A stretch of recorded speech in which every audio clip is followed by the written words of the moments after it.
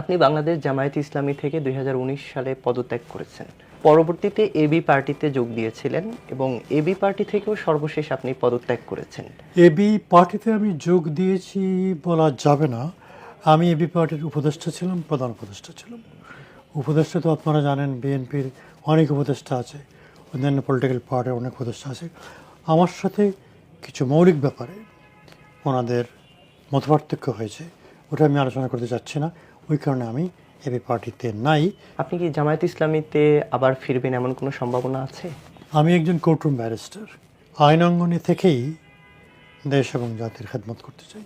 তার মানে জামায়াতে ইসলামীতে ফেরার কোনো ইচ্ছা নেই? আইনাঙ্গনে থেকেই আমি দেশ এবং জাতির খেদমত করতে চাই। তাহলে আপনি আর রাজনীতিতে ফিরছেন না বলা যেতে পারে। আমি ওই প্রশ্নের জবাব আর রিপিট করছি না। বাংলাদেশের রাজনীতিটা কেমন হওয়া উচিত বলে আপনি মনে করেন?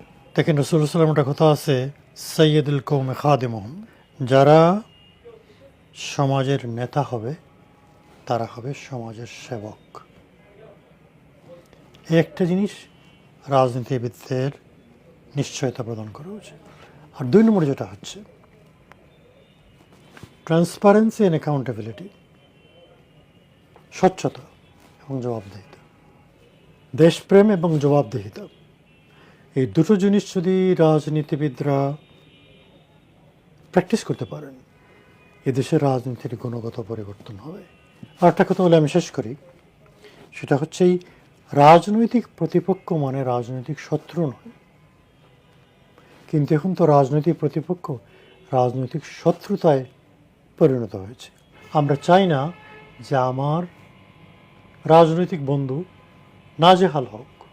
জুলাই আগস্টের গণহত্যার যে ব্যাপারটা, এখানে যে মামলার এজাহারগুলো খুব ভালোভাবে দেয়া হচ্ছে না বা করা হচ্ছে না, এছাড়া বিচারের ওইভাবে কোনো দৃশ্যমান প্রক্রিয়া এখনো অনেকে বলছেন যে ওইভাবে দেখছেন না তারা। এক্ষেত্রে এটা দ্রুত মানে স্বচ্ছভাবে করার উপায়টা কি বলে মনে করেন?